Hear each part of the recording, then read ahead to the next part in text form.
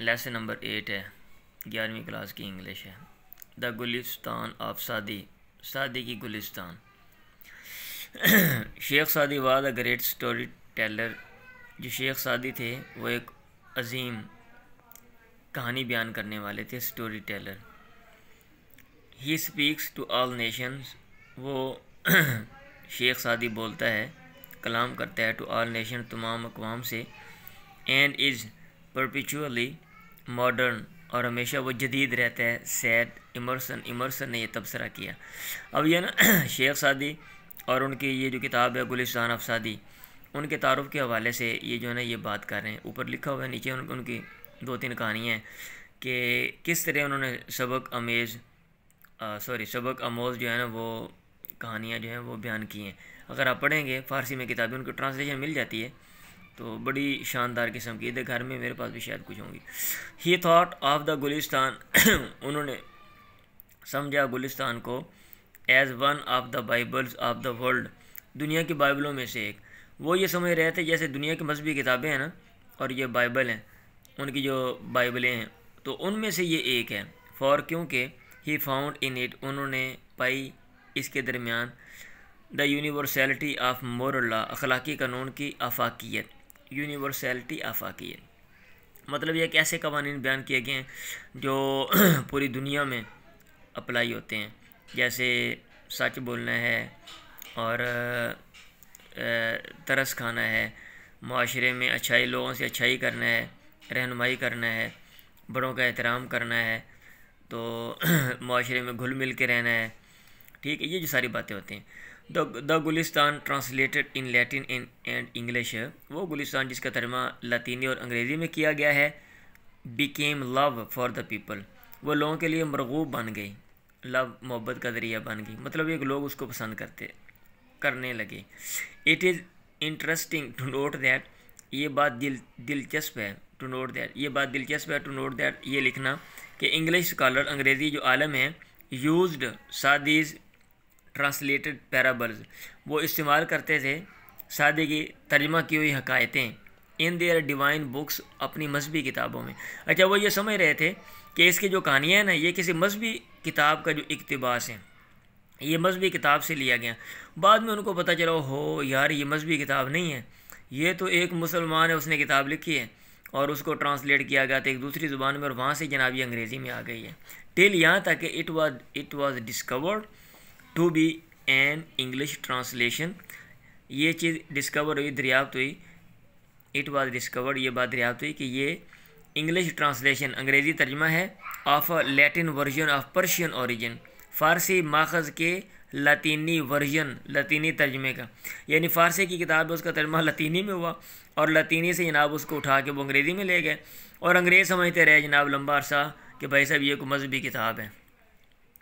Edwan Arnold has aptly describe Gulistan, जो Edwan Arnold हैं उन्होंने मुनासिब अंदाज में बयान किया गुलिस्तान को, एप्टली मुनासिब मौजू अंदाज में, इन कुलिनरी टर्म, मतबखी इस्तिलाहात में, यानी खाने पीने की जो इस्तिलाहात हैं ना, इसके साथ तशबीहात देकर उन्होंने, जैसे हम तशबीह देते हैं ना कोई चीज़ बयान करने के लिए अपने ज़ौक़ के हिसाब से, तो आजकल जो जदीद दौर चल रहा है जिसमें हम जदीद चीज़ें फ़ास्ट फूड खाते हैं, तो हम जनाब तशबीह दें बर्गर के साथ, शवारमे के साथ, कुल्फ़ी चॉकलेट के साथ, कोन के साथ, आइसक्रीम के साथ। ऐसे भाई साहब ने, मुझे लगता है ये जो स्कॉलर हैं ना, ये खाने पीने के शौकीन होंगे, कहते हैं एन इंटेलेक्चुअल पिलैफ, ये ज़हनी पुलाव है, ये जो गुलिस्तान है ये ज़हनी पुलाव है यानी दिमाग के लिए ये पुलाव है। आ लिटरेरी करी, ये अदबी शोरबा है।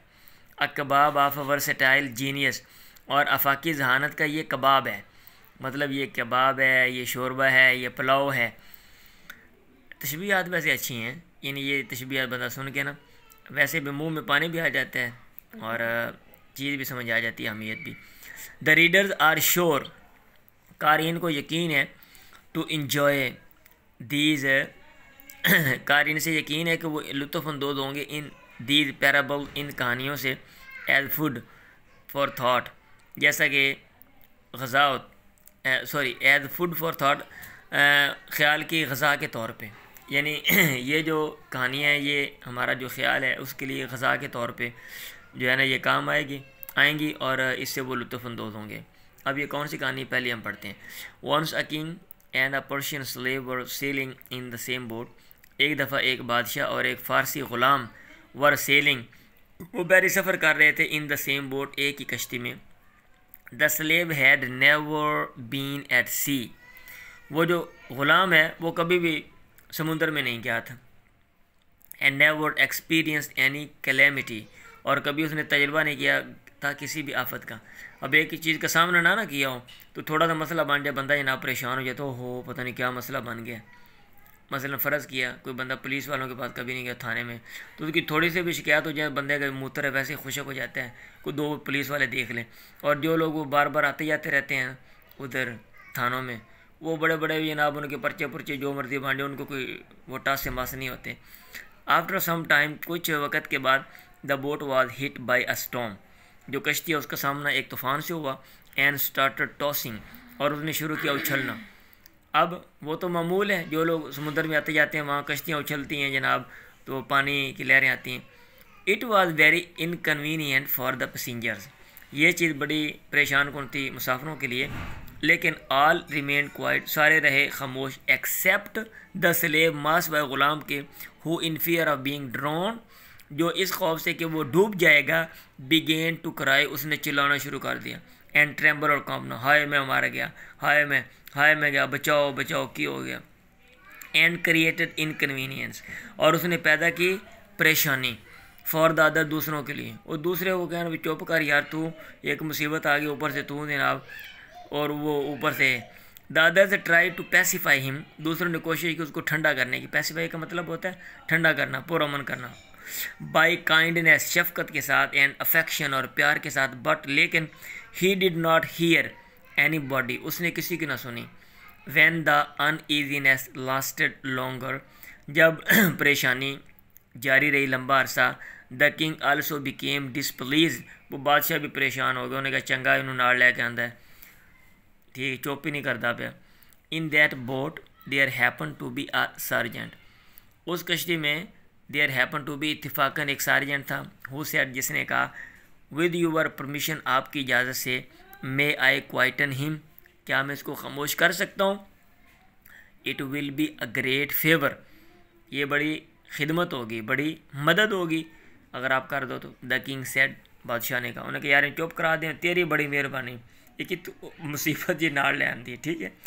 The sergeant order the slave, sergeant ने हुक्म दिया ग़ुलाम को, to be thrown into the water, कि इसको पानी में फेंक दिया जाए।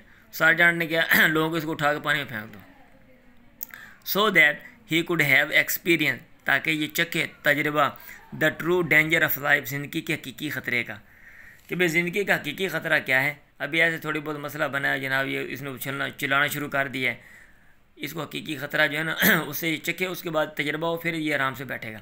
2 पर्सन, 2 बंदों ने, थ्रू हिम, उसको फेंक दिया, इन द सी, समुद्र में। And when he was about to be drowned, और जब वो डूबने के करीब था, they pulled him back to the boat, उन्होंने खींचा उसको वापस कश्ती की तरफ। अब जब वो गोते खा का देखा ना कि भाई साहब अब आगे जाएंगे, एक्सपायर हो जाएंगे, उन्होंने खींच के पीछे लगा दिया अब कश्ती को पकड़ के। एंड ही कलंग द स्टर्न, कश्ती के पिछले हिस्से से वो चिमट गया, with both of his hand, अपने दोनों हाथों के साथ। ठीक है, अब वो आराम से घूमते, जिमें वो पिजिया कहाँ बह जाता है ना, नहर तो बाहर निकल के आराम से घूमना, हूँ वो आराम से घूमना, पैसा बह गया पिजे चूचे की तरह।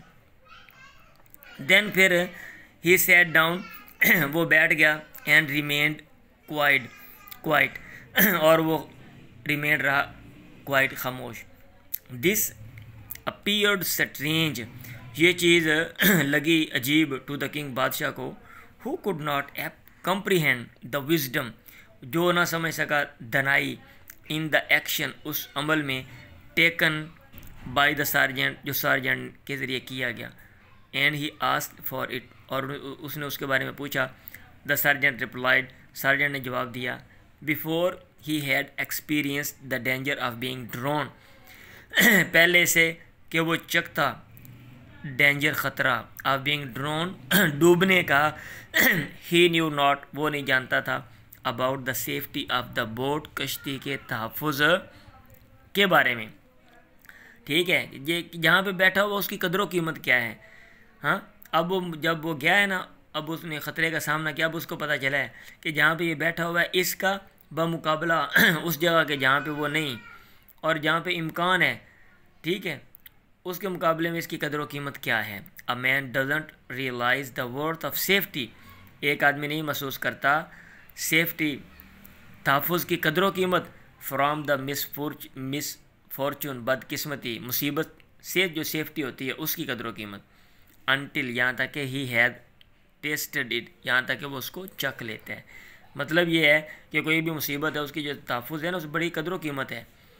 अगर कोई बीमारी बंदे को ना लगी हो तो अब उसको बंदे को सेहत की कदर कीमत नहीं आती, लेकिन जब वो बीमारी लग जाती है अब वो भाई साहब छोटी छोटी बातों पे भी बड़ा मोहतात होता है और लोगों को लंबी लंबी तकरीरें करता है। क्यों? क्योंकि अब उसने उसका मज़ा चख लिया है। चलें।